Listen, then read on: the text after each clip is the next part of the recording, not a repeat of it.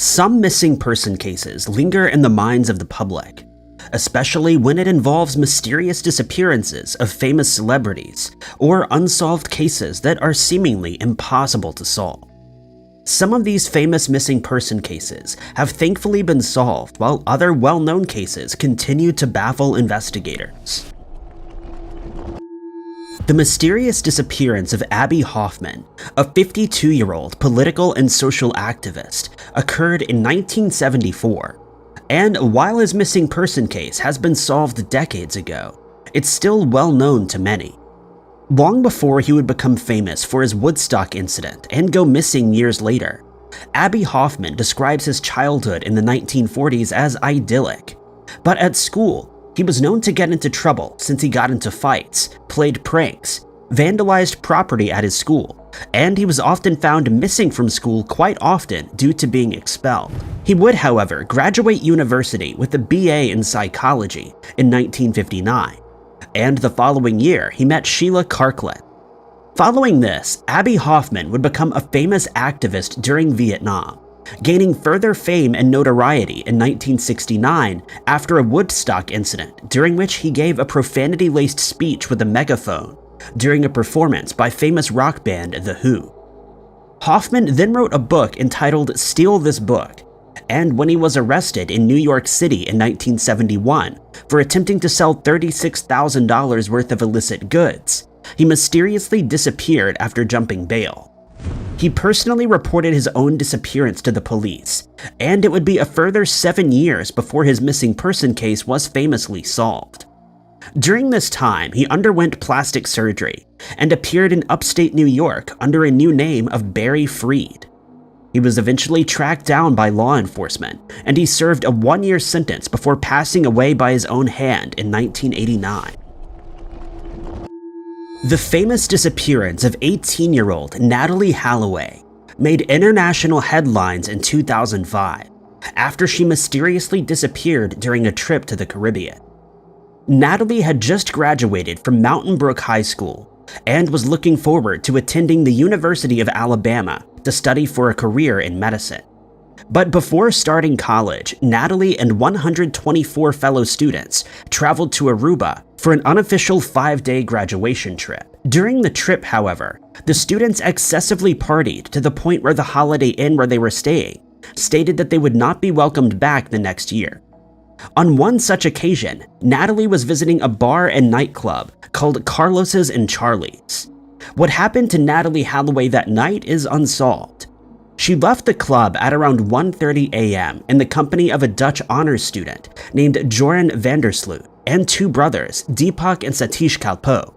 Sorry if those pronunciations were totally botched, but Natalee was scheduled to board a flight home later that day, but she was never found at the airport. When her room at the Holiday Inn was checked, her passport and luggage were still there, but no sign of Natalee could be found. Searches were conducted of the island and the waters surrounding it, but nobody was found, and the mysterious disappearance of Natalee Holloway remained unsolved. Her parents flew to the island in the company of friends, and when they traveled to Vandersloot's home to question him, he initially denied knowing Natalee at all, but he soon admitted that he and his friends drove her to the Arashi beach to look for sharks. He stated that they then dropped her off at the hotel at around 2 a.m., and as they drove off, she was approached by an unknown man wearing dark clothes, similar to those worn by security guards. Hundreds of people joined in the search to solve Natalee's bizarre case, but to no avail, as her mysterious unsolved disappearance continued to baffle investigators. On the 5th of June, 2 security guards from a nearby hotel were detained, but they were soon released when it was found that they weren't involved in the missing person case. The Kalpoe brothers and Vandersloot changed their versions of the night's events on several occasions, and despite many suspects being questioned, Natalee Holloway's body has never been found, and her famous missing person case has never been solved. The unsolved mystery of Kimberly Ann Langwell, a 34-year-old woman who mysteriously disappeared in Beaumont, Texas, started on the 9th of July, 1999. And it's a famous case that still needs answering. On that day, Kimberly had just finished her shift at the Mobil oil refinery when she called her daughter to say that she needed to stop by her ex-boyfriend's place, and that she would not be missing for more than a few hours before returning home to take her out for dinner. The relationship between her and her ex had been a tumultuous one, but she had started seeing someone new. When Kimberly hadn't returned home as planned, her new boyfriend followed the route that she would have taken to her ex's house, and along the way, he found her silver 1994 Nissan Altima abandoned in the parking lot of Eckerd's drugstore. It was discovered that her purse and keys were missing, but her cell phone was still in the car, as was her makeup. Her strange case seemed one step closer to getting solved when it was revealed that Kimberly had been so afraid of her ex that she once told her sister where her final remains might be found if she should ever go missing. Searches were carried out in the area where her car was located, but no further clues were found to explain Kimberly's mysterious disappearance. Many people suspect foul play, further speculating that the missing person might be found in one of the many abandoned wells in the Beaumont area. Decades later, Kimberly's famous missing person case still remains unsolved. She is described as standing 5'3" to 5'6" and weighing 130 pounds. She has blonde hair and blue eyes and can be identified by a scar under her chin and a birthmark on her lower back. On the day she vanished without a trace, she was wearing a white t-shirt with the word Cozumel printed on the front, with blue jeans and white sneakers. If you have any missing information from Kimberly's unsolved case that could help, you're asked to contact the Beaumont Police Department at 409-880-3830. Kimberly's NamUs case number is MP966. The strange disappearances of Tom and Eileen Lonergan began when they went missing off the Australian coast in January of 1998, while they were on a scuba diving trip. 33-year-old Tom and 28-year-old Eileen were members of the Peace Corps in Fiji, and they were on their way home after a year of service. They decided to visit the Australia's Great Barrier Reef before they went missing. Eileen was a keen scuba diver, and she had passed her passion for the hobby on to Tim. And so on the 25th of January of that year, they were part of a group of 26 passengers aboard a scuba boat owned by the Outer Edge Diving Company. They traveled 25 miles off the coast of Queensland, where they adorned their diving gear and entered the water to explore. But that was the last sighting of the couple before they mysteriously disappeared. It wouldn't be until 2 days later that the crew would realize the couple was missing, when a bag containing some of their possessions, their passports, and wallet was found on board. It would then come to light that the diving boat had departed from the diving spot without checking for missing people, and Tom and Eileen had been abandoned 25 miles from shore. A 3-day search was conducted via air and sea, but all that was found was their diving equipment that had washed ashore. Among the equipment was a slate that was used to write messages underwater. They had managed to write a message that read, quote, "To anyone who can help us, we've been abandoned on the reef. 25 January 1998, 3 p.m. Please help us, come to rescue us, help." The Outer Edge Diving Company pled guilty to negligence and was ordered to pay a fine for their role in the missing person cases, eventually leading to the company's closure. Tom and Eileen's disappearance also resulted in stricter safety regulations during scuba diving trips, including head counts being made mandatory. In 2003, a movie titled Open Water, which is based on Tom and Eileen's famous missing person case, was released. And due to the unique circumstances surrounding their unsolved case, many theories have been suggested as to what happened to the couple. Some believe that they were eventually attacked by sharks, while others suggest that they intentionally disappeared, though no evidence was ever found to support either of these theories. The mysterious disappearance of 28-year-old Peter Falconio became a famous missing person case as it occurred in July of 2004, just over a decade after another famous case known as the Backpacker Murders that occurred in New South Wales and Australia. At the time, Peter was in a relationship with Joanne Lees, and on the 15th of November 2000, they set out on a trip during which they planned to visit Nepal, Singapore, Malaysia, Thailand, Cambodia, and Australia. Their trip went well, and on the 16th of January 2001, they arrived in Sydney, Australia for the last leg. On the 25th of June, they set out to visit Canberra, Melbourne, Adelaide, Darwin, and Brisbane. As they drove along the Stuart Highway towards the Devil's Marbles, they were flagged down by a motorist who was driving a Toyota Land Cruiser. The man informed Peter that he had seen sparks coming from the exhaust pipe, and the two men walked to the back of the vehicle, while Joanne moved over to the driver's seat in order to rev the engine. But just before she was instructed to do so, she heard a loud bang, and in the next moment, the motorist was at her window, brandishing a firearm. The man climbed into the vehicle and tied Joanne's hands behind her back, but when he attempted to move her to his car, she managed to flee into the nearby bushes. The man searched for her, but when he couldn't locate her, he left the area, and Joanne managed to flag down a road train driver who took her to Barrow Creek. By 7 a.m., the search was underway for Peter and the motorist, but the missing people were never found. CCTV security footage was released of the suspect, but this did little to progress the famous missing person case. Investigators compiled a list of people who owned a 1991 to 1999 model Toyota Land Cruiser, and Bradley John Murdoch was identified as a suspect in the mysterious disappearance. Murdoch's brother supplied a DNA sample, which further implicated Murdoch in the missing person case, and he fled, only to be arrested on the 22nd of August 2002. Murdoch received a life sentence for ending Peter's life, but the location of his body still remains an unsolved case that baffles investigators. 24-year-old Louise Kerton had recently failed her nursing exams and was disappointed with this obstacle. Louise had been working hard to pass her exams and finish university, and she was determined that one failure wouldn't set her back entirely. Her friends and family described her as a loving, caring person, which made her perfect for the nursing profession.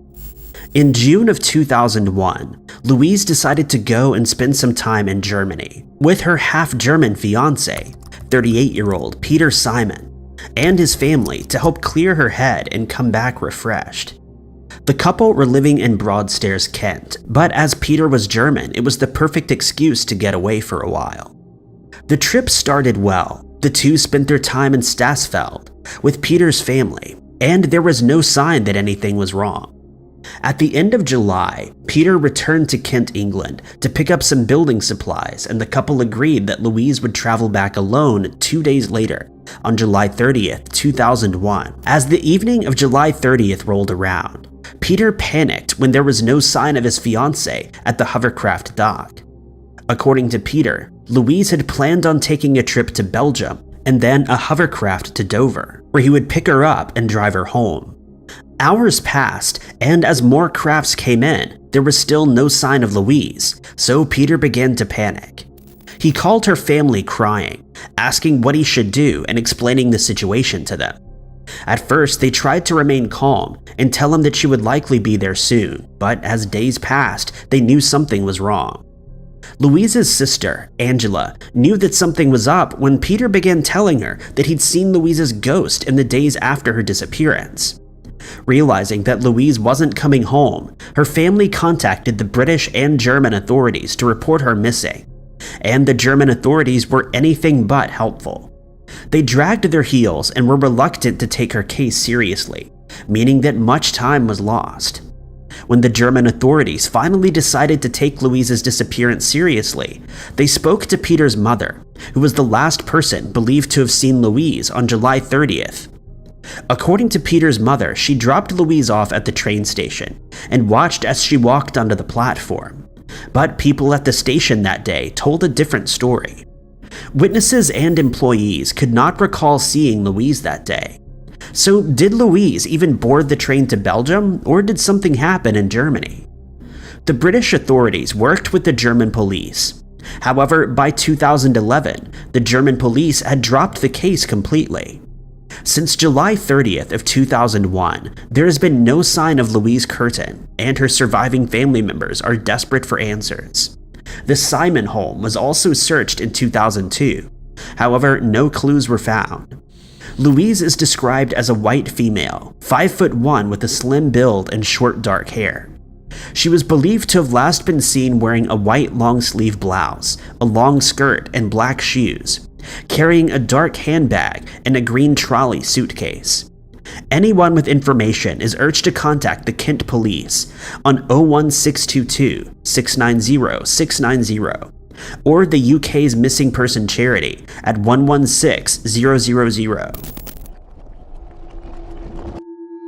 32-year-old Damian Vernon was known to family and friends as a kind and caring person who was devoted to his children and helping build a better life for them.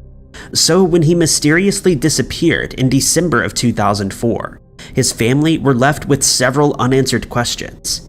And almost 8 years later, we're still asking the question, where is Damian Vernon? According to news reports, Damian left his home on December 8, 2014, and was apparently headed for Wakefield. Damian lived in East Yorkshire, and the drive to Wakefield would have taken him around 1.5 hours. When he failed to return home the next day, his family reported him missing, as it was very out of character for him to not contact them. Shortly after being reported, Damian's blue Corsa was found in an alleyway off of Sycamore Street in Bellevue.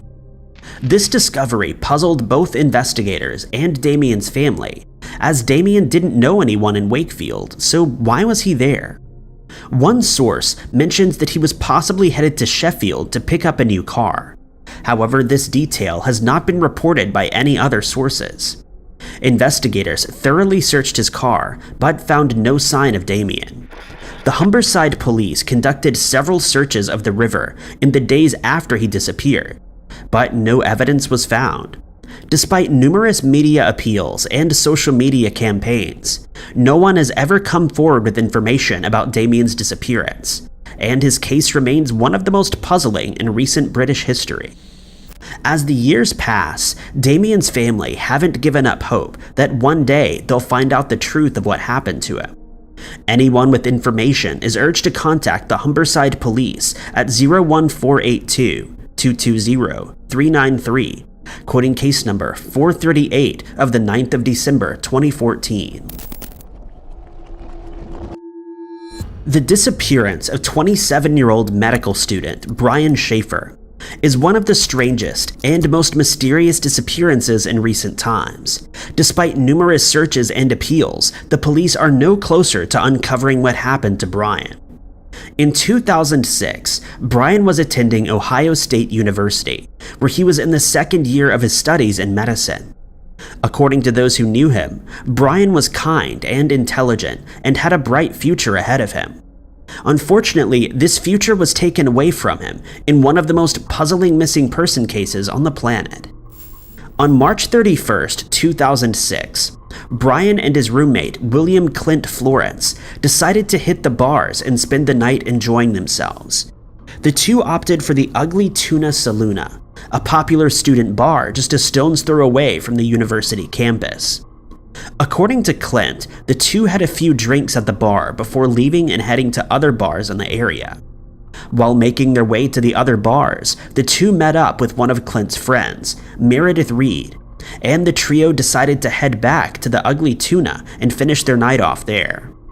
In a chilling piece of CCTV footage, Brian, Clint, and Meredith can be seen entering the Ugly Tuna, but come closing time, only two of them made it out. At around 2 a.m., Brian reportedly walked out of the bar, spoke to two women, and then made his way back to the bar for the last time. The entire event was captured on CCTV, and since then, Brian has never been seen or heard from again. When the bar closed, Clint and Meredith realized that Brian was missing, and began looking for him and calling his phone. The two figured that Brian had headed home early, and it wasn't until days later, when his father Randy couldn't get a hold of him, that they realized that something was very wrong. Brian had also failed to show up for a flight that he'd booked with his girlfriend, which was extremely out of character. Following this, Brian was reported missing, and police began their investigation. Little did Brian's family know that 16 years later, they would still be searching for him. The police asked Clint, Meredith, and Brian's family to take lie detector tests and provide an interview, to which Clint refused. While the police conducted a thorough investigation, they failed to interview the two women that Brian was last seen talking to. Everyone who took a lie detector test passed, and police quickly found themselves at a dead end. After searching the bar, they discovered that there was another exit that does not have CCTV cameras, and that this exit led to a dangerous construction site. This led them to theorize that perhaps Brian had used this secondary exit and gotten himself injured on the construction site. They also began to examine the possibility that Brian had run away of his own accord and wanted to start a new life elsewhere, a theory that his family rejects. 16 years later, the Columbus police are still no closer to discovering the truth. Brian is described as a white male with brown hair, hazel eyes, 6'2" and 160 to 165 pounds, and has the Stickman Pearl Jam logo tattooed on his right bicep. He was last seen wearing a white long-sleeve shirt with a light olive green short-sleeve polo, dark jeans, and white Adidas shoes.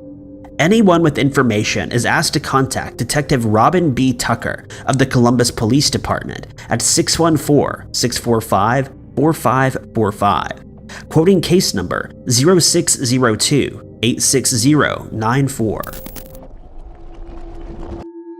81-year-old Michael Conboy of North Hall was a well-loved and cherished member of the local community.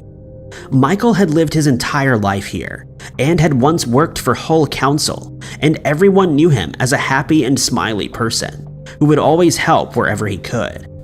On the evening of April 9th, 2009, Michael spoke to his mother on the phone and agreed to meet up with her at his house the next morning. On April 20th, 2009, his sister arrived at his house only to find that the lights had been left on and the curtains were drawn. She knocked on the door but received no answer from her brother. After waiting to see if he would turn up, she called the Humberside police and reported him missing. She told officers that he was particularly vulnerable, as he'd been suffering from bouts of memory loss, but that it was uncharacteristic for him to leave without letting anyone know where he was going.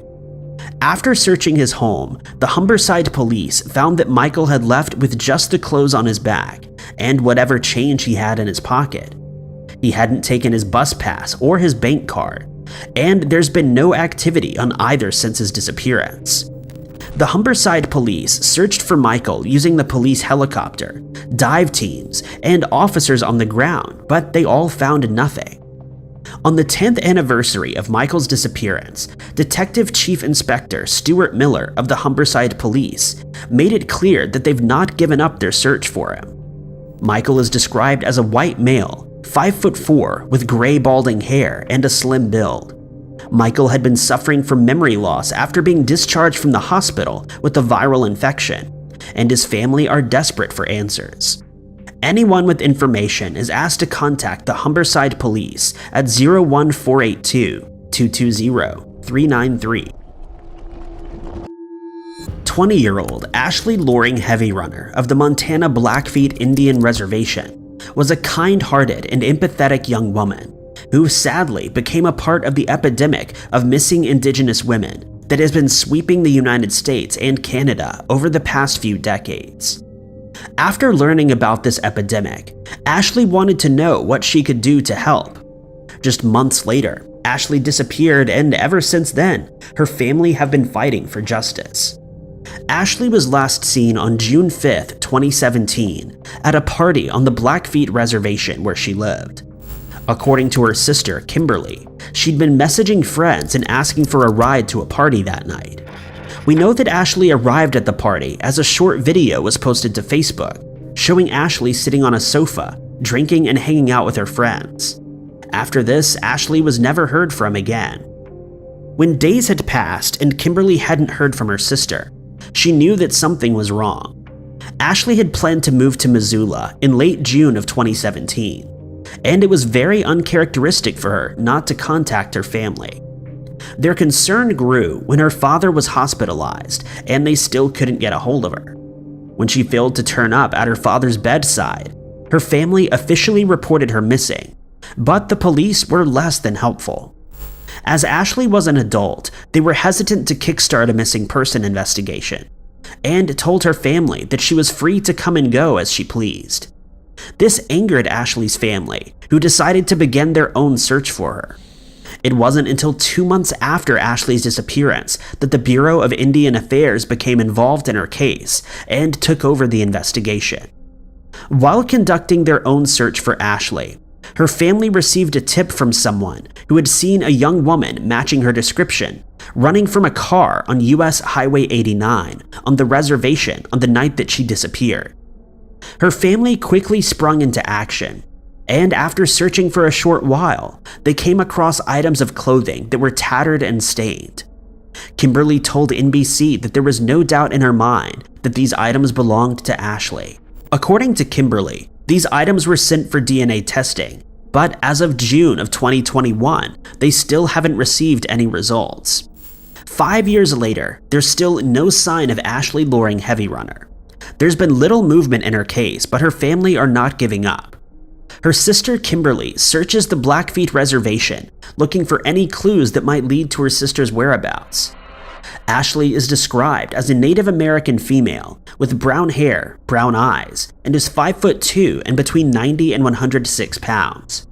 Anyone with information is asked to contact Lieutenant Josh Bird of the Blackfeet Tribal Law Enforcement Agency on 406-338-4000, quoting case number 17060875, or Agent James Eagle Eye of the Bureau of Indian Affairs on 406-247-7943. Cindy Lee Mellon left the department store where she worked in Ventura, California, just after closing time on January 20th, 1970, only to discover that her car had a flat tire. Cindy wasn't the type of person who would have been able to solve this issue by herself, so she was likely extremely grateful when a tall, slim man in his late 30s arrived to help her. At around 10:30 p.m., 2 co-workers left the store and saw Cindy with this man at her car. The man was putting the car on a jack. They didn't recognize him, but guessed it was Cindy's father. The 2 co-workers went to get coffee, and when they came back 30 minutes later, both Cindy and the man were gone. Her car was still there on its jack, with the flat tire still in place. It didn't strike them as odd, as it was late and dark, and it made sense that Cindy and her father had gone home to deal with the problem in the morning. But Cindy hadn't gone home, and she would never be seen again. Cindy's father realized she was a missing person when he woke up the next morning to find she hadn't come home.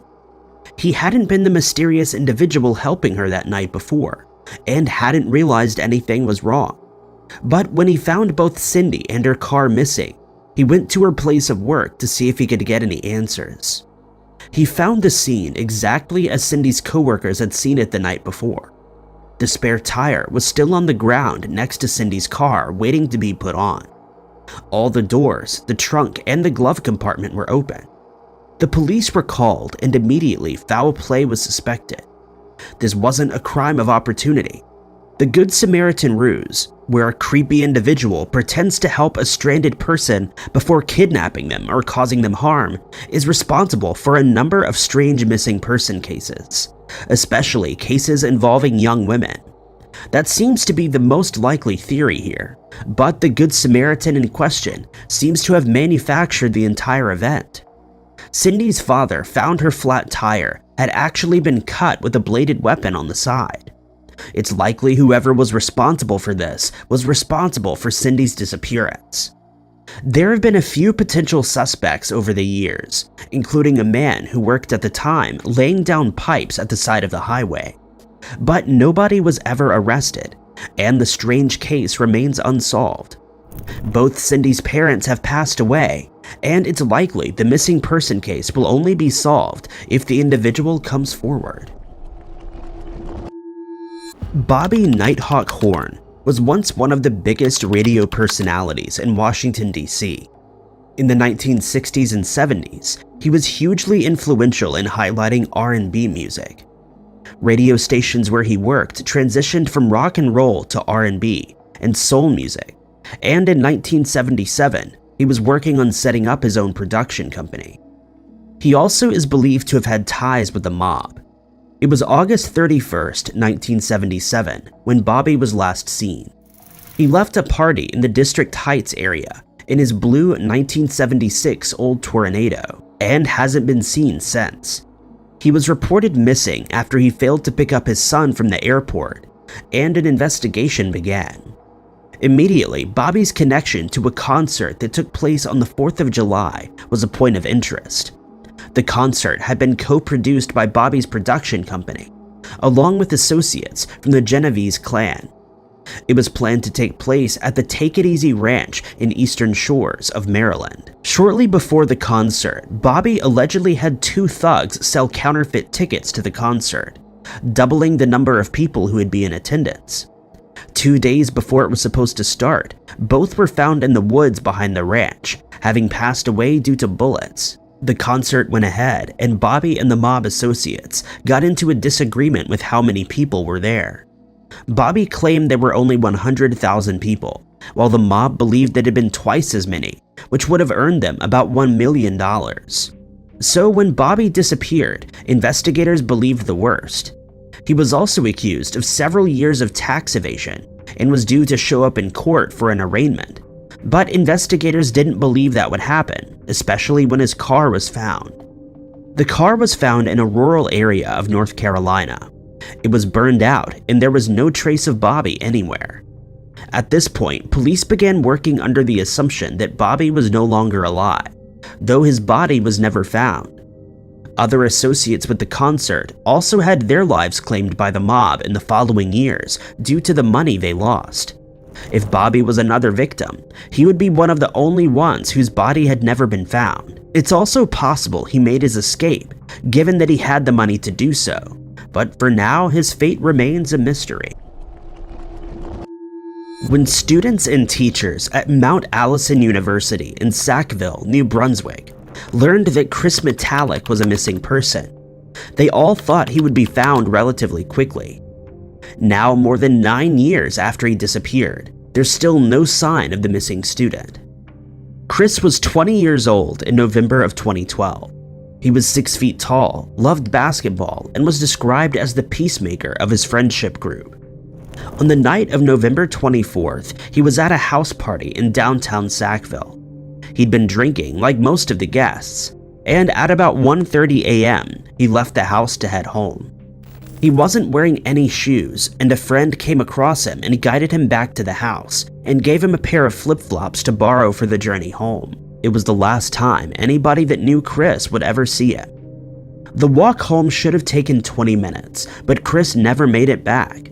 The following morning, Chris was reported missing. That's when police realized a strange individual reported walking on the side of a rural road at 5:30 a.m. matched Chris's description. The person was reported walking along a nearby road by a man on his way to work. The man thought that it was odd that anybody would be walking at that time in the morning.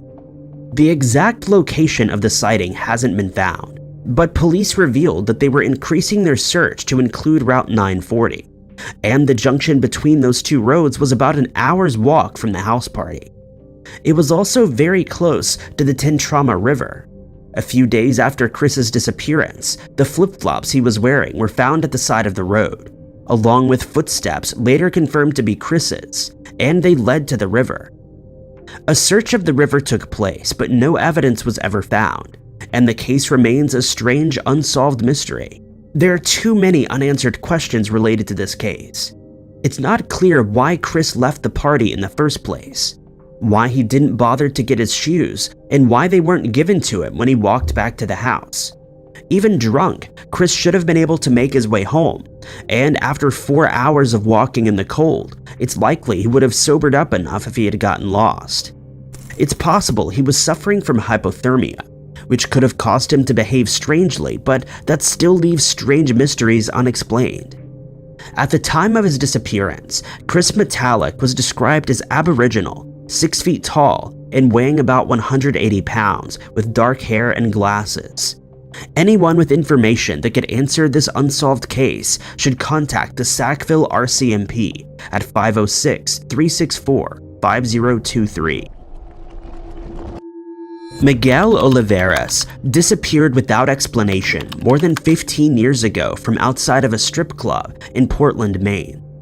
He lived in Hyde Park, Massachusetts with his mother and younger brother. He was very close with his family, including his 2 children, and would call his mother every day, which was why it was so surprising for her to find out that he'd made a trip to Portland only when he arrived. Miguel was unemployed and had very little money, but had made the trip to Portland many times with his on and off again girlfriend, or to go see her. At the end of August 2006, they were off again, but they remained friends, and on August 31st, she sent him money to come and see her. According to reports, he was reluctant to go, but eventually agreed and went to Portland with no luggage and no phone. When he arrived, he called his mother to let her know he was okay and that he loved her. Nothing seemed to be off, even with the sudden trip. He wouldn't call her again throughout the 3-day trip. On September 3rd, Miguel went to the strip club where his ex-girlfriend worked. He was asked to leave by the establishment for discouraging patrons from tipping her. He left without incident and was last seen on CCTV talking to a white man in the parking lot outside. This was the last time he was ever seen. There doesn't appear to have been much more information gathered since that day. The ex-girlfriend was cleared of any involvement and has been cooperative with police. Investigators believe it may have been something that happened back home that caused Miguel's disappearance. According to someone claiming to have known Miguel, there were rumors that he robbed a Jamaican man while in Massachusetts, and may have obtained a cell phone from it. He also used illegal substances, but this didn't seem to get in the way of him being a good family man. Miguel is described as a Hispanic man with black hair and brown eyes. He has tattoos on his right hand, left arm, and back, and is 5'11" and weighed 170 pounds at the time of his disappearance. Portland police are investigating the case and can be contacted at 207-874-8524.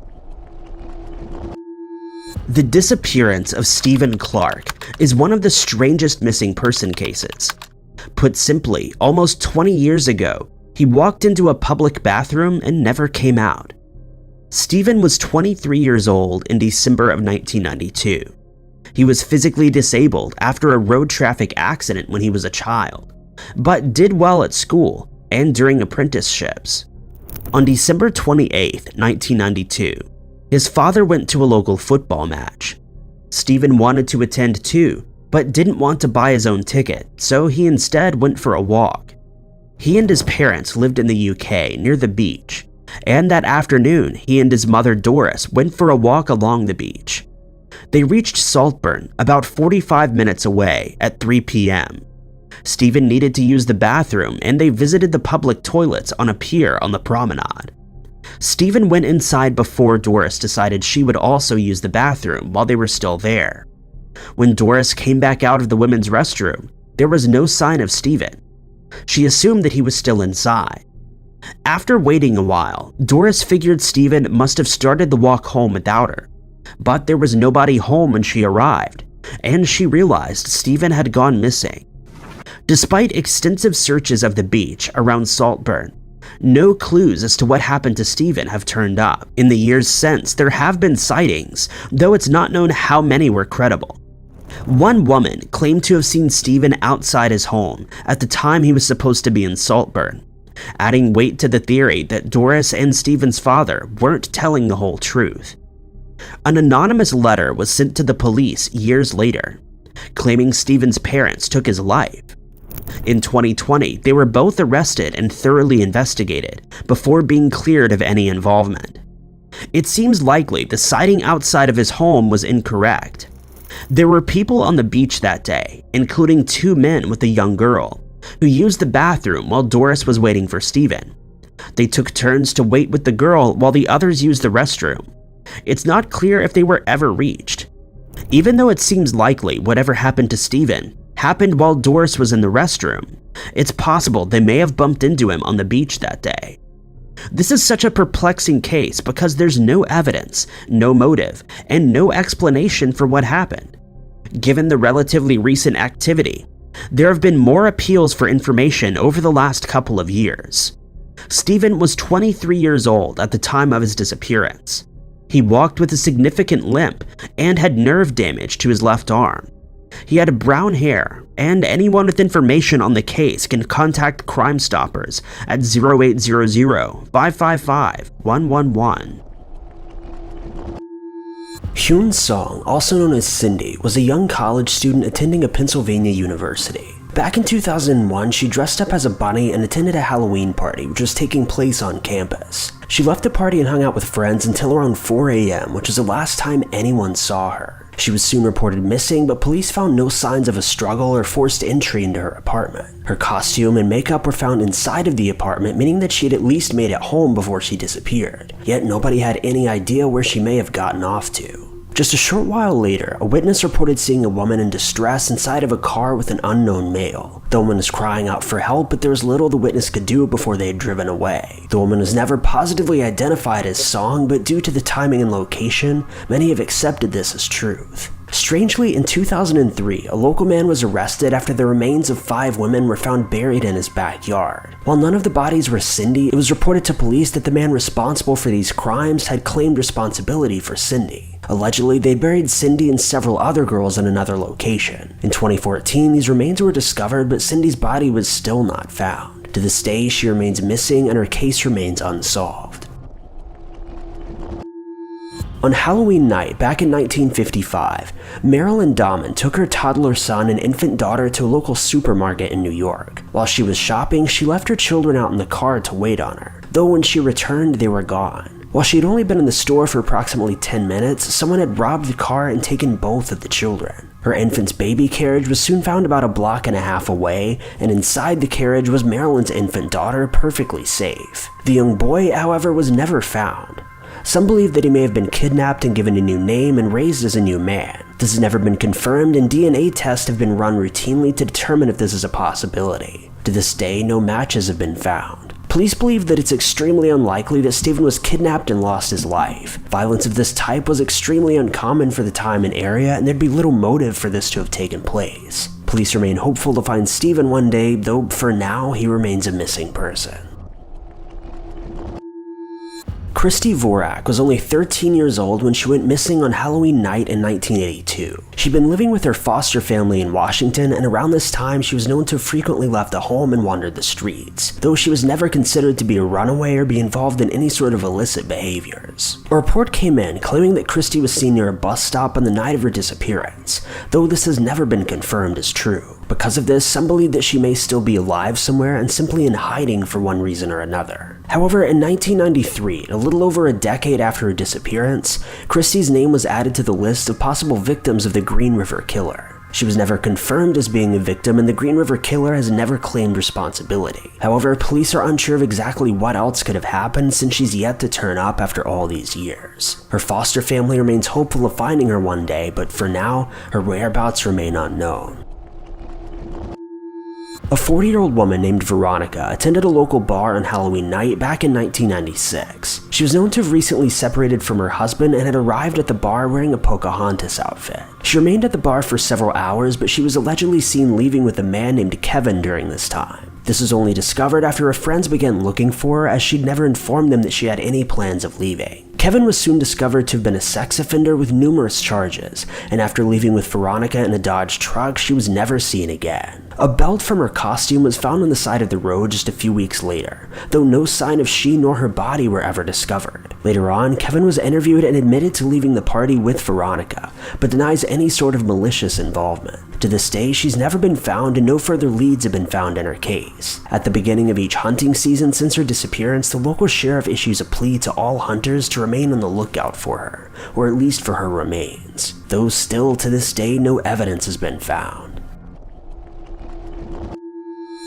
Back in 1993, William Dudley was living in a mobile home owned by his girlfriend's grandmother, who lived in the main house close by with William's girlfriend, Cindy, and William's daughter. Around 10 p.m. on Halloween, William arrived at the main house intoxicated and violent. He entered the home and punched Cindy in the nose, which awoke her grandmother and William's daughter. Neighbors overheard the scuffle and ran to the home to break up the violence, as they had prior knowledge that William had been drinking and wasn't in a great mental place. After this, William fought with the two neighbors in the front lawn before apologizing and leaving. But after this, he was never seen again. William was known to have left the area frequently in the past, but always informed his mother before his departure. After his disappearance, his home was searched, at which point his wallet and personal belongings were all found, meaning that he couldn't have made it very far. He was reported missing, but no further information was ever discovered. Some believe that he may have been intoxicated and become the victim of nature, fallen into a lake or something, or possibly even been hit by a car. Though to this day, his disappearance remains almost entirely unsolved and his family is still searching for answers. 53-year-old Delmar Wayne Sample was a well-known and well-respected member of his community in Onalaska, Washington, where he had been working as a pharmacist at the local Walmart in Chehalis for the last 15 years. He had never gone missing from work for a single day without permission. So when he was nowhere to be found on March 7, 2005, his employers immediately knew a strange mystery was unfolding and reported his disappearance to authorities. After a few hours of talking to his family and colleagues, detectives at the Lewis County Sheriff's Office learned that Delmar wanted to spend the weekend hiking before he disappeared. It wasn't strange for Delmar to go into the wilderness alone, but he would always let his family know where he could be found and what time he would be back. This time he had not. On this particular weekend, Delmar was headed to the Tillamook Cheese Factory in Tillamook, Oregon. Just days after Delmar was reported as a missing person, his red and white 1992 Ford R10 truck was found abandoned on South Shore Road, close to Lake Quinault. Inside the truck were his sleeping bag and some food. Why Delmar's truck was found near Quinault, over 184 miles away from his original destination, is unknown. Delmar was seen for the last time on March 4th at a gas station near Interstate 5 and Harrison in Centralia, Washington. Witnesses who spotted the missing person said that he appeared to be happy and normal at 11 a.m. that day. He owned a 24-inch red Mount Fury Roadmaster mountain bike that was never found. Investigators are unsure whether Delmar took the bike with him on his trip. Delmar's truck had been checked into the Olympic National Park on March 5th, but investigators are unsure whether Delmar or a third party was driving the truck. Search and rescue teams from multiple counties tried to solve the mysterious disappearance of Delmar. However, no sign of him has ever been found near Lake Quinault. Delmar's unsolved case is still open, and some believe that he's possibly a victim of the infamous serial killer, Israel Keyes. Delmar's friends and family haven't given up hope and believe that one day his bizarre disappearance will be solved. Delmar Wayne Sample is described as a white male with graying brown hair, hazel or blue eyes, 5'8" and 180 pounds when he possibly went missing in the national park. Delmar can be identified by a fracture in the left arm that healed wrong and a scar on his big toe. Anyone with information is asked to contact the Lewis County Sheriff's Office at 306-748-9286, quoting case number 05C2774. The mysterious disappearance of 42-year-old Susan Seymour Adams has remained an unsolved internet mystery that has haunted investigators and web sleuths alike for decades. In September of 1990, after months of planning, Susan, her boyfriend Tom, and the tour group Iron Horse Outfitters set off into the Selway Bitterroot Wilderness. A strange and unexpected ending would soon turn their once-in-a-lifetime vacation into one of the most mysterious unsolved disappearances to ever occur in the woods. The Iron House Outfitters was a tour group that guided people like Susan and Tom through the wild. The enthusiastic couple had left their home in Austin, Texas, and arrived in Hamilton, Montana to meet with their guide, Art Griffith, along with others. The group then rode on horseback for 7 hours to their camp in Battle Lake, close to the Bitterroot Divide. The next few days were bliss for the couple, and they looked forward to waking up each morning and being surrounded by Mother Nature. September 9th, 1990 would be the last time that Tom ever saw his wife. That morning, he left with another member of the group to go on an overnight hike. Tom kissed his wife goodbye, not knowing that when he returned, it would be to investigate his wife's sudden and bizarre disappearance. While he was gone, Susan Seymour Adams was seen for the last time on September 30th, 1990. She left the base camp in the Battle Lake area to take a short hike, only to go missing in the woods. Before she went missing, Susan told one of the other people who stayed behind that she wanted to do some bird watching at a meadow nearby. This person watched Susan as she took the trail towards the meadow, never guessing that it would be the final sighting before she mysteriously disappeared. That evening, Tom returned from his long hike and was shocked to see that his wife had vanished without a trace. As darkness fell, he became increasingly concerned and began the search in the woods in hopes that his wife could be found. Tom had contacted the Idaho County Sheriff's Office the next morning when she was still nowhere to be found. Investigators and search and rescue teams descended into the area and recovered their one and only strange clue in the missing person case. They tracked Susan's footprints into the wilderness until they abruptly stopped just before she reached the meadow. No further evidence has been uncovered, and Susan's remains have never been found. Susan had not taken any food or warm clothing with her when she got lost. She was not very experienced in wildlife survival, and the stories told by investigators indicate that she most likely perished from exposure to the elements. But Susan's family and loved ones have not lost hope and are still searching for her, vowing to never give up until the strange mystery is solved. Susan Seymour Adams is described as a white female with brown hair, green eyes, 5'6" and 140 pounds. She was last seen carrying a camera and binoculars into the woods, and was wearing camouflage clothing on the day of her mysterious disappearance. Anyone with information on her unsolved case is asked to contact Lieutenant Jerry Johnson of the Idaho County Sheriff's Office on 208-983-1100, quoting case number 90274-005. 81-year-old Wallace Wilkinson Dunn had dedicated 40 years of his life to treating patients at his practice in Anchorage, Alaska. But as the decades passed and the 1990s came to a close, so did Wallace's successful medical career. He decided that it was time to finally retire and move to a much warmer climate in Texas, but not without keeping a cabin retreat he had purchased in the Big Lake area of Alaska for solace and long hikes. In 2013, Wallace went to his cabin in the woods for what should have been a weekend visit. Now, almost 10 years later, he's still missing, and people in his family are desperate to have him found. Wallace was last seen on July 12, 2013 in Anchorage. His family reported him missing to the Anchorage Police Department on the following Monday. Investigators believe that he went missing alone in the wilderness on his way to his beloved cabin, where they found no further evidence that would help them solve his mysterious disappearance. It wasn't until many days later that they eventually received a phone call about an abandoned truck on the West Cessna Parkway. The truck, a gray 1998 Ford F-150, belonged to Wallace, and it had been abandoned for several days.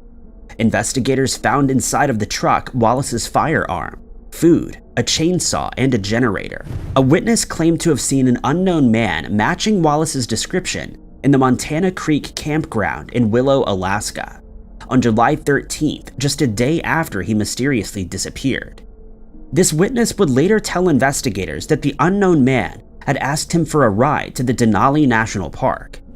Investigators have never been able to conclusively state whether this person of interest was Wallace, and ever since then, his mysterious disappearance has remained an unsolved mystery. Wallace Wilkinson Dunn is described as a white male with white hair, blue eyes, 5'6" to 5'7", and 150 to 165 pounds. Wallace was showing early signs of Alzheimer's disease and had red sores on the top of his head that were slow to heal. Anyone with information is asked to contact Malia Miller of the Alaska State Troopers on 907-269-5511, quoting missing person case number AK2305-1623. 56-year-old Michael Camiletti was no stranger to the outdoors and wilderness survival. Michael had recently retired from the Army, where he had served as a colonel, and his time in the army had taught him valuable outdoor survival skills. According to stories from his family, it wasn't unusual for Michael to go on trips into the wilderness unannounced, but somewhere along the way, he would always make contact with his family to let them know he had not gone missing. In May of 2011, Michael headed out into the Cranberry Wilderness in the Monongahela National Forest in West Virginia. It wouldn't be until June of 2011 that people in his family realized he had gone missing at the national park, and by that time the trail had gone cold. Reports indicate that Michael left his home in Stanardsville, Virginia on May 22nd of that year and headed out into the wilderness. Michael's mysterious disappearance wasn't noticed until June 12th, at which point the Greene County Sheriff's Office opened a missing person case and went out into the Cranberry Wilderness to find Michael. But despite his advanced outdoor survival skills, he had strangely vanished without a trace. It wasn't until June 17th, 15 days after he was reported missing, that his abandoned car was found by state troopers along Williams River Road. The only clue that the state troopers found was a handwritten note from Michael before he mysteriously disappeared that said he was planning on hiking the North-South Trail from May 23rd to May 27th. A search of the North-South Trail and the entire Cranberry Wilderness was ordered. Almost 47,000 acres covered by land and air, but despite using helicopters, ground searchers, and sniffer dogs, no trace of his strange disappearance was ever found. Michael Camiletti is described as a white male with brown balding hair, blue eyes, 5'5" and 165 pounds when he mysteriously disappeared into the woods. According to NamUs, Michael has a distinctive scar on his chin. Anyone with information on his unsolved disappearance is asked to contact the West Virginia State Police on 304-799-4101 or the Greene County Sheriff's Office at 434-985-2222, quoting case number 2011-016317.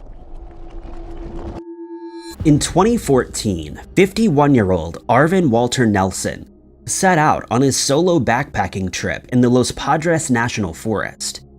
He was quite excited to hike to Big Sur Station, and those around him recall how he had been planning and looking forward to the hiking trip for months. Unfortunately, Arvin's dream vacation would have an unexpected ending. Investigators and his family are still trying to solve his bizarre and mysterious disappearance to this day. Arvin was last seen on August 6, 2014, when he was dropped off at a destination known as China Camp in the Los Padres National Forest. According to friends, Arvin was familiar with this national park and had hiked several of the trails before. Before he went into the wilderness, he had packed enough food and water to last until August 16th, which would be the day that he returned home. Arvin planned to reach the Big Sur Station on August 14th, giving him 2 days to find his way out of the national park and eventually get back home. Being an experienced outdoorsman and hiker, Arvin had made a deal with his friends. They agreed that if he did not call them by August 16th, they should assume the worst and report him as a missing person, which is exactly what ended up happening. His mysterious disappearance was further confirmed when the Monterey County Sheriff's Office learned that Arvin had never reached the Big Sur Station, meaning that he could have gone missing anywhere in the national park. A search and rescue operation was assembled, and searchers began combing through the forest to solve the missing person case as fast as possible. Unfortunately, Arvin seems to have vanished without a trace, and investigators later believed that some sort of accident in the wilderness had most likely occurred. The last known sighting of the missing person took place on August 6th in an area known as the Ventana Wilderness. His strange disappearance continues to be one of the most mysterious missing hiker cases in the national park's history. Arvin's friends have stated that he would not have gone missing into the wilderness on purpose with the intention of never being found. The Monterey County Sheriff's Office and Arvin's loved ones are desperately trying to solve his mysterious disappearance, and they're asking anyone with more case information to come forward.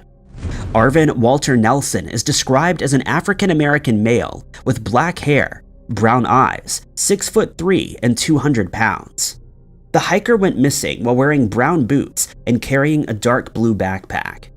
Anyone with information is asked to contact the Monterey County Sheriff's Office at 831-755-3722, quoting case number 1405301. The unsolved disappearance of 20-year-old Kelly Dove occurred on the 18th of June, 1982, after she made a series of scary phone calls to 911. On that day, Kelly was working at a gas station in Harrisonburg, Virginia. At 2:27 a.m., she made her first call to 911 to report a frightening phone conversation.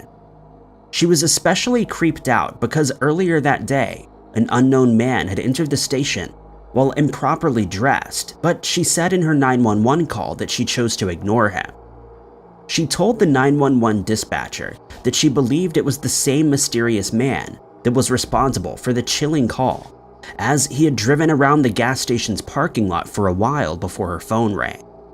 She ended the call by saying, "Could you have someone come keep an eye on me?" An officer was sent to the gas station, but before he arrived, Kelly dialed 911, again to give a description of the strange man's vehicle, which was a silver Ford. At 2:31, the officer arrived at the gas station, but Kelly had mysteriously disappeared. A crime scene investigation found her belongings were still inside of the gas station, and they stated that it seemed as if she had suddenly left as there were no signs of a struggle. Officers immediately contacted her family to inform them that Kelly was a missing person, and they traveled to the gas station where they helped search for her, but she was never found. Kelly's mother, Rachel, later listened to the chilling 911 calls, and she stated that she could hear the fear in Kelly's voice. Investigators have stated that they don't believe Kelly left the scene of her own accord, and they are hopeful that DNA evidence may eventually help solve the scary mystery with the advancements of forensic technology. But for now, no one has come forward with information on her case, and despite the audio recordings of her creepy phone calls on file, her unsettling disappearance remains an unsolved mystery. 28-year-old Andrew Carnegie Whitfield, the nephew of well-known steel tycoon Andrew Carnegie, mysteriously disappeared in 1938 after making a weird phone call that was only heard by a telephone operator. On the 17th of April of that year, Andrew took off on a small plane from Long Island, New York, intending to go to Brentwood, a 15-minute trip that he would never complete before he would become a missing person. And to this day, his destination remains unknown. His plane had enough fuel for a much longer flight, and he was described as an experienced pilot with 200 hours of flight experience, adding to the mystery of his unsolved disappearance. It was later discovered that on the day that he became a missing person, he had reportedly booked a room at a hotel in Garden City after he had gotten into an argument with his wife, Elizabeth. Strangely, he'd used an alias, Albert C. White, and he made a payment for the room in advance. Elizabeth claims Andrew had cryptically said, quote, "I'm going away and I won't tell you where or why. I can't tell you when I'll be back. I'm just going to disappear," leading to some theories that he had planned his own strange disappearance all along.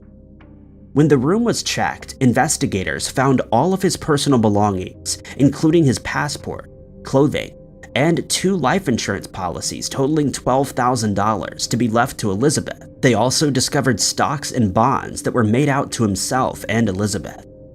When phone records were checked, it was established that he'd made a mysterious phone call to his house. The telephone operator who took this call told the police that she heard Andrew say, quote, "Well, I'm going to carry out my plan."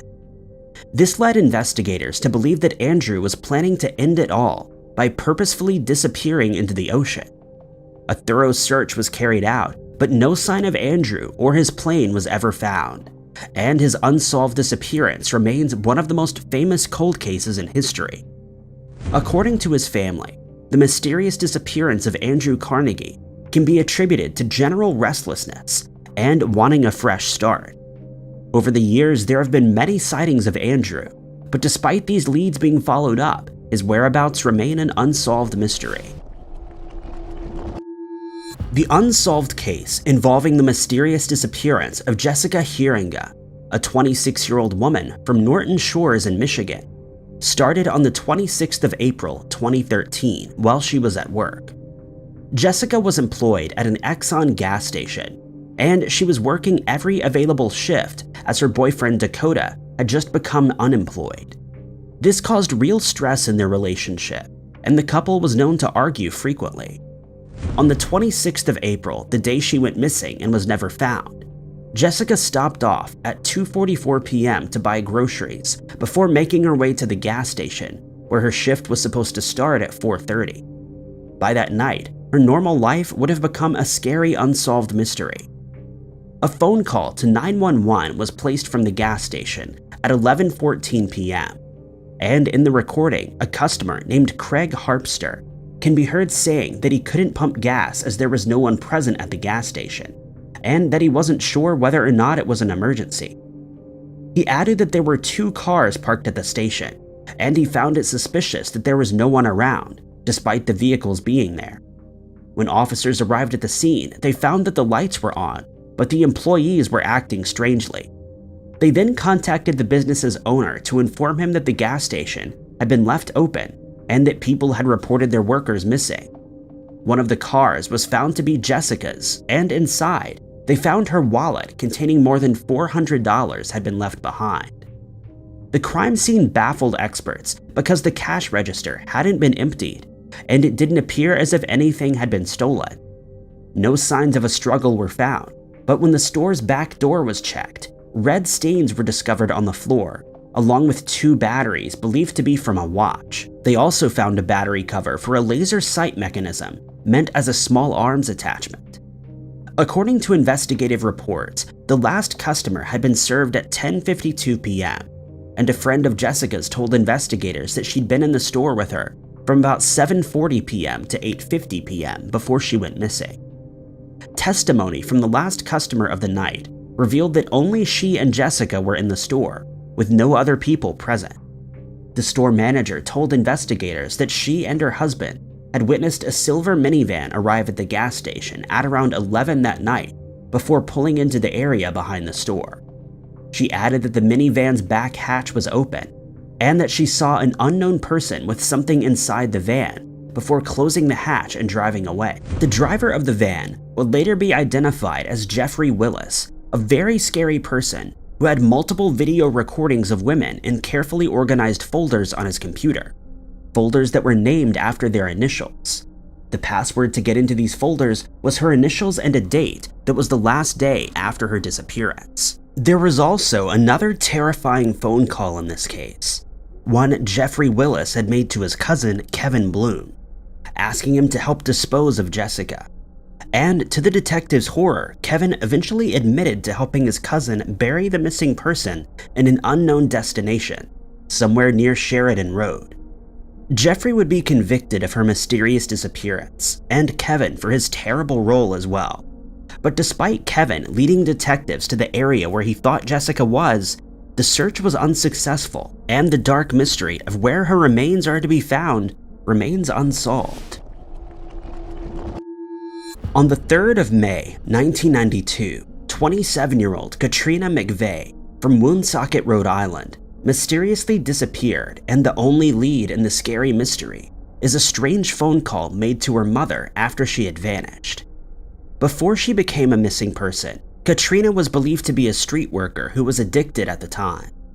Due to a strained relationship, she had gone missing from her husband and was living in the 200 block of 2nd Avenue. The last time she was ever found alive, Katrina was spotted getting into a vehicle in the area of Front and 2nd Streets, but no one has had any contact with her ever since, and her unsolved case continues to baffle investigators. To add to the scary mystery, several other women mysteriously disappeared from the Woonsocket area after Katrina vanished without a trace. A serial killer named Jeffrey S. Mailot was found to be responsible for these disappearances, though none of the missing people have ever been found, and it isn't certain if he had anything to do with Katrina's unsolved case. However, Katrina's family has stated that they believe she met with foul play and that she will never be found alive. They theorized that she went missing along the banks of the Blackstone River, and this theory was bolstered when Katrina's brother searched that area, and he discovered what could be some of her clothing, but no further signs of Katrina were found. Further adding to the real-life horror story is a mysterious phone call Katrina's mother received from an anonymous source that stated, "You're never going to find her." The disturbed individual who made the creepy phone call has never been identified, and the mysterious disappearance of Katrina still needs solving. Katrina is described in her missing person report as having brown hair and hazel eyes. She stands 5 foot 1 inches tall and weighed 90 pounds at the time of her disappearance. Anyone who has information on her unsolved case is urged to contact the Woonsocket Police Department at 401-769-4444. Katrina's NamUs case number is MP11629. 25-year-old Star Palumbo from Reno, Nevada, became a missing person on the 26th of April 2000 under very suspicious circumstances. The day before her dark and creepy disappearance, Star made a phone call to her mother to tell her that she believed she was being followed. She added that she suspected her phone had been tapped and that she was planning on possibly moving back to Arizona where she could start anew. The following day, a police officer noticed Star walking around a restricted area at the Reno Tahoe International Airport. When he asked what she was doing there, she stated that she was looking for her sister, who she said was on the airport's tarmac. The officer strongly suspected Star was on something, and he returned her to the Reno Hilton Hotel and Casino. A parking valet later confirmed that he saw her at the hotel the night that she went missing, but she never entered the building before mysteriously disappearing. On the 27th of April, her car was found abandoned at the airport with most of her possessions still inside, including her phone and her purse, which contained about $600. But the unsolved case only got stranger when 2 books were found in her vehicle, detailing how one could go about changing their identity. The investigation would later discover 3 emails that Star had written to the White House, in which she claimed that the federal government was making attempts on her life. The owner of the Silver Dollar Casino told investigators that Star had been in the casino in December of 2000, long after she had mysteriously vanished. Her missing person report adds that Star left the casino after she became nervous when she spotted an unknown man looking at her through one of the windows at the bar. They added that she left in the company of an unknown woman, though investigators have stated that they aren't sure whether the woman in the casino was indeed Star. Case detectives have, however, revealed that they believe Star met with foul play that night, despite the fact that there is no crime scene evidence to support this theory. Star was last seen wearing a black leather jacket, a tank top with jeans and boots before she went missing. If you have any information on Star's current whereabouts, you're asked to contact the Reno Police Department at 775-334-2155. Thank you guys so much for watching. If you liked this video, be sure to hit that like button. Also, don't forget to subscribe and click that notification bell to keep up to date with all of our future uploads. But my name is Ty Knotts, and I'll catch you guys in the next video.